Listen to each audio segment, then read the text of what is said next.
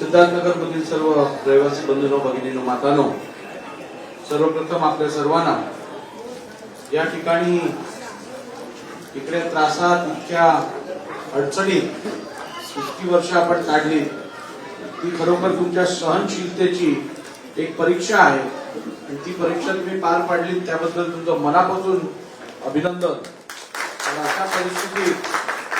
अशा परिस्थितीत राहणं म्हणजे हे अत्यंत अशक्य काम तुम्ही शक्य केलेलं आहे। पण शक्य तुम्ही हे तुमच्या आवडीने केलं नाहीये, तुम्ही हे शक्य केलंय कारण तुमच्याकडे पर्याय नव्हता। थोडी पार्श्वभूमी मला पण या विषयाची माहिती आहे। या ठिकाणी सुरुवातीला डेव्हलपरनी 57 झोपड्या ज्या होत्या इकडे त्या निष्कासित करून तुम्हाला सांगितलं की तुम्हाला भाडं देतो आणि लगेच वर्ष दीड वर्षात तुम्हाला इकडे खोल्या परमनंट देतो। त्याच्यावर विश्वास ठेवून तुम्ही इकडे तुमच्या झोपड्या रिकाम्या केल्या, बाहेर गेला आणि मग काय लिटिगेशन झालं आणि त्याच्यात हे प्रकल्पच थांबला। बिल्डर त्याच्या घरी झोपला, परंतु तुम्ही रस्त्यावर आलात। बरोबर आहे की चुकीचं आहे? तुम्ही रस्त्यावर आल्यानंतर पर्याय नव्हता म्हणून तुम्ही शेवटी परत या बिल्डिंग मध्ये आलात। अर्धवट ही बिल्डिंग आहे, लाईट नाहीये, पाणी नाहीये, खिडक्या नाहीयेत, दरवाजे नाहीयेत, भिंती नाहीयेत, पत्रे लावले आहेत, बारदानं लावली आहेत आणि तुम्ही आपला संसार मारून मुटकून करताय। बरोबर आहे की चुकीचं आहे? इकडे आल्यानंतर माझ्याकडे जी माहिती आहे त्याच्यात 17 लोक मृत्युमुखी पावली आहेत। बरोबर आहे? लोक वरनं खाली पडली आहेत, खाली पडून त्यांचा मस्तक फुटून ब्रेन बाहेर आलेला आहे। हे सगळं झालंय की नाही? घुशी चावून इकडे लोक मृत्युमुखी पडलेली आहेत। म्हणजे थोडक्यात सामान्य माणसाच्या जीवनाची किंमत शून्य आहे। आज 20-25 वर्ष ह्या परिस्थितीत तुम्ही राहताय। ज्यांनी हे काम करायला पाहिजे होतं त्यांनी तर काम केलं नाही, पण जेव्हा आम्ही चांगलं काम करायला येतो तेव्हा वेगळा प्रचार करून तुमचं परत नुकसान करायचं काम होतं। त्याच्यावर मी नंतर बोलीन, परंतु आज हे मी करतोय ते माझ्यासाठी नव्हे, तुमच्यासाठी पण नव्हे। ज्यांना स्वतःचा संसार सांभाळायचा असेल, ज्यांना आपली पिढी ही या अवस्थेत घालवायची नसेल त्या लोकांसाठी ही आपण सर्व्हिस देत आहोत। ज्यांना स्वीकारायची आहे त्यांनी स्वीकारू दे, ज्यांना स्वीकारायची नसेल आणि असंच राहायचं असेल त्यांना राहू दे। मंडळी माझ्याकडे आलेली, आपले प्रतिनिधी आलेले, त्यांनी मला सांगितलं की ह्या परिस्थितीत लोक राहत आहेत, तुम्ही त्यांना डेव्हलपमेंट होईस तोपर्यंत दुसरीकडे कुठेतरी फ्लॅट्स करून द्या, खोल्या करून द्या। आता तुम्हाला माहिती आहे एसआरए कडे पीएपी खूप कमी असतात किंवा ट्रान्झिट अकॉमोडेशन पण कमी, पीटीसी पण कमी असतात। यापूर्वी ज्या लोकांना वरळीतनं शिफ्ट केलं त्यांना माहुलला पाठवलं, त्यांना कांदिवलीला पाठवलं, त्यांना बोरिवलीला पाठवलं, त्यांना वडाळ्याला, समुद्राच्या समोर असणाऱ्या इमारतीत इकडनं 10 मिनिटाच्या अंतरावर माहीम मध्ये पाठवलं। ते पण जर कोणाला वाटत असेल तर मला वाटतं ह्याच्यापेक्षा जास्त सुविधा देणं माझ्यासाठी तरी सध्या शक्य नाही। त्यामुळे जे माझ्याकडनं होऊ शकेल ते मी तुम्हाला सांगणार। आता प्रश्न एवढाच आहे की ज्यांना या घरात स्वच्छ बिल्डिंग मध्ये राहायचं,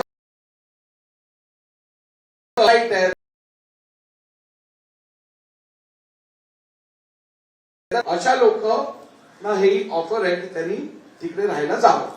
ज्यांना जायचं नाहीये त्यांच्यावर कपची जबरदस्ती नाही, त्यांनी राहावं। प्रकल्प व्हायला किती वेळ लागणार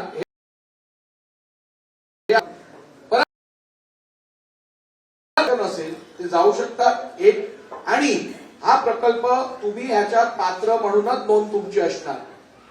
हा प्रकल्प ज्या वेळेला होईल त्यावेळेला पहिली तुम्हाला तिकडनं इकडे शिफ्ट केलं जाईल जेव्हा इकडे प्रकल्प तयार होईल। अजून 25 वर्ष लागणार आहेत की अजून 10 वर्ष लागणार आहेत की अजून 2 वर्ष लागणार आहेत ते आज सांगणं शक्य नाहीये, परंतु दिवस एक दुःख झालं ज्या वेळेला मी तुमची परिस्थिती बघितली।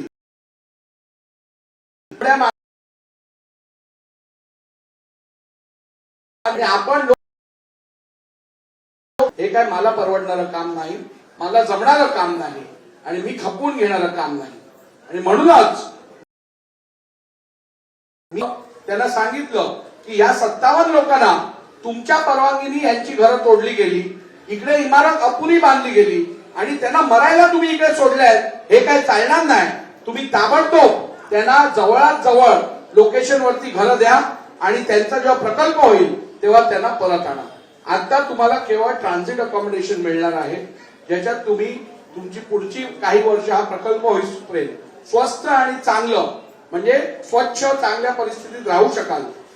परंतु आपल्याला सांगितल्याप्रमाणे ही तुमची इच्छा आहे, याचा स्वीकार करणं न करणं तुमची इच्छा आहे.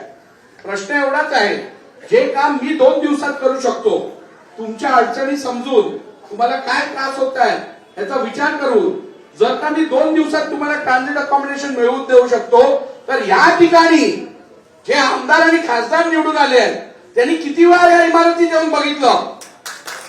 जे खासदार आणि आमदार निवडून आले आहेत त्यांनी किती वेळा विचार केला, इकडनं किती लोक पडून गेली आहेत, त्यांनी किती वेळा प्रयत्न केला तुम्हाला खोल्या द्यायचा. स्वतः करायचं काही नाही आणि जेव्हा आम्ही करायला लागतो तेव्हा पायाखालची वाळू सरकते आणि लोकांमध्ये चुकीचा प्रचार करायचा प्रयत्न करतो.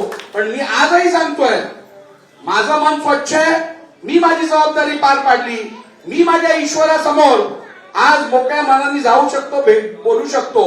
परंतु ज्यांची प्राथमिक जबाबदारी होती तुम्हाला तुमची सोय करणं, आज 17 बाई गेले असते का वेळेत सोय झाली असती तर? जर वेळेत आज जे मी करतोय ते जर वेळेत झालं असतं तर 17 लोक मेली असती का पडून, घुशी जाऊन? त्यामुळे बांधवांनो, आज तुमच्या कल्याण आणि तुमचं भलं हे तुमच्या हातात आहे. इकडे लीडरगिरी जे करतात ते स्वतःच साध्य करतात. इकडे लीडरगिरी जे करतात त्यांना काय त्रास आहे? आज नार्वेकरांनी घरं मिळवून दिली याचा प्रचार झाला की लोक नार्वेकरांकडे येणार पुढचे प्रश्न सोडवायला.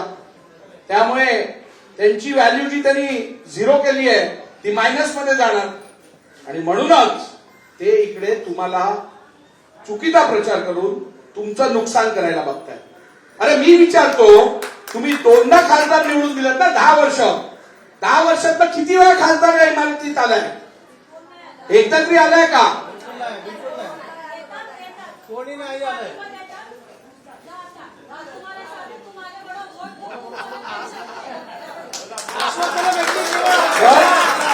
आता ही परिस्थिती बदलणं तुमच्या हातात आहे. तुम्हाला योग्य निर्णय घेऊन तुम्हाला ठरवायचं आहे की आपल्याला लोकप्रतिनिधी कसा हवा. नार्वेकर साहेबांचा आपल्याला प्रतिनिधी हवाय, हवाय की नाही? आपल्याला हा विचार करायचा आहे की लोकप्रतिनिधीची जबाबदारी आहे आपल्या लोकांमध्ये येऊन त्यांचे प्रश्न समजून त्यांचे प्रश्न सोडवून देणं. केवळ यायची मतं घ्यायची आणि जायचं आणि आपण ह्यांना पाहिलं का ची परिस्थिती आणायची. तुम्हाला हेच पाहिजे का तुमच्या मुलांचं भवितव्य? तुम्हाला तुमची पिढी गेली इकडे, कोण आपली मुलगी तरी देतं का इकडे ही परिस्थिती बघून? मुलगा लग्नाचा झाला तर मुलगी तरी देतं का कोण इकडे? मग तुम्हाला असंच जगायचं आहे का? तुम्ही असे जगलात, तुमच्या मुलांना पण असं जगवायचं आहे का? तुमचं नशीब बदलणं तुमच्या हातात आहे. तुम्ही जर योग्य व्यक्तीला निवडून दिलं तर तुमचे प्रश्न सुटतील. आज तुमचा प्रश्न सुटतोय की नाही? आज तुमचा प्रश्न सुटतोय. का सुटतोय? लोकप्रतिनिधी येऊन बघितलं काय परिस्थिती आहे, त्यांनी इकडे तुमचे जे प्रश्न आहेत ते समजून घेतले. संवेदनशील असलेला माणूस कधीच हे प्रश्न सोडवल्याशिवाय शांत बसणार नाही. आणि त्यामुळे मी आपल्या सगळ्यांना आवाहन करतो की आपल्याला ज्यांना ह्या जी फॅसिलिटी आम्ही देत आहोत त्याचा फायदा करून घ्यायचा असेल, तुमची मर्जी आहे. आज आपण ज्यांना हव्यात त्यांना चाव्या वाटपही करू. आपण माहीम मधल्या समुद्राच्या समोर असलेलं घर ह्याच्यात आपण राहू शकता. 100% इकडच्या पेक्षा तर लाख पटीने बरं आहे. आणि ज्यांना इथे राहायचं असेल ती त्यांची मर्जी आहे. पुनर्विकासाचा जो प्रश्न आहे, मी इकडे पुनर्विकासाचा प्रश्न सोडवणार म्हणजे सोडवणारच. इकडे लोकांना पाहिजे तोच निर्णय होणार, इकडे लोकशाहीरित्या निर्णय होणार.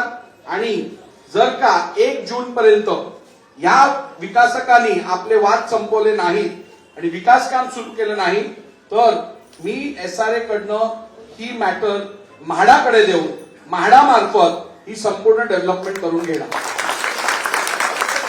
आणि तुम्हाला तुमच्या हक्काचं घर देणार. आपण इकडे आमदार निवडून दिले आहेत. आमदारांचं खरं तर मी तर विधानसभेचा अध्यक्ष आहे. आजपर्यंत वरळीच्या आमदारांनी एकदा पण हा विषय सभागृहात घेतला नाहीये, एकदा पण. आज वरळीत 1 नाही 3 आमदार आहेत, 3. बाकी विधानसभेत 1 आमदार आहेत. वरळीत 1 खासदार, 3 आमदार, 5 नगरसेवक एका विचारधारेचे. काय केलं तुमच्यासाठी मला सांगा. एवढं लोकप्रतिनिधित्व प्राप्त होऊनही जर वरळीकरांचे प्रश्न सुटणार नसतील तर वरळीकरांनी विचार करायची गरज आहे की आता अजून किती दिवस आपण असंच सहन करत बसायचं. आपण लोकप्रतिनिधी निवडून देतो, त्याला पगार मिळतो, फॅसिलिटीज मिळतो आपल्या पैशातनं, आणि त्याचं काम असतं आपलं संवाद साधून आपले प्रश्न सोडवून द्यायचं. तुमचे लोकप्रतिनिधी हे करतायत का?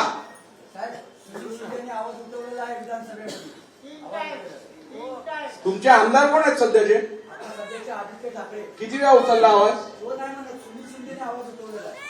तर आपल्याला सांगताना ही सत्य बाजू जी आहे त्याचा विचार आपल्याला करायचा आहे.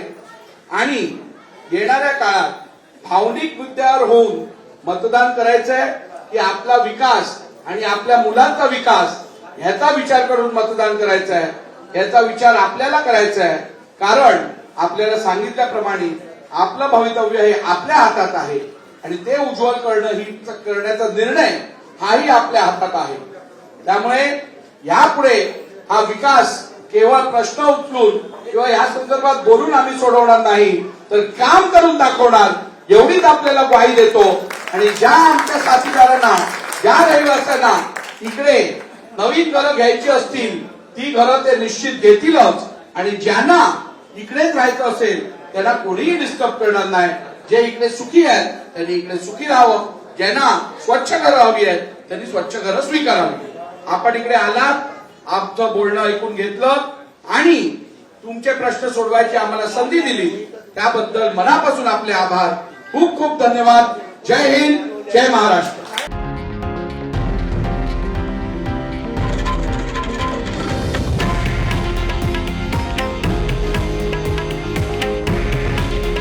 हे आहे देशातील नंबर 1 न्यूज नेटवर्क आणि आपण पाहत आहात TV9 मराठी. काळजी तुमची, हित महाराष्ट्राचं.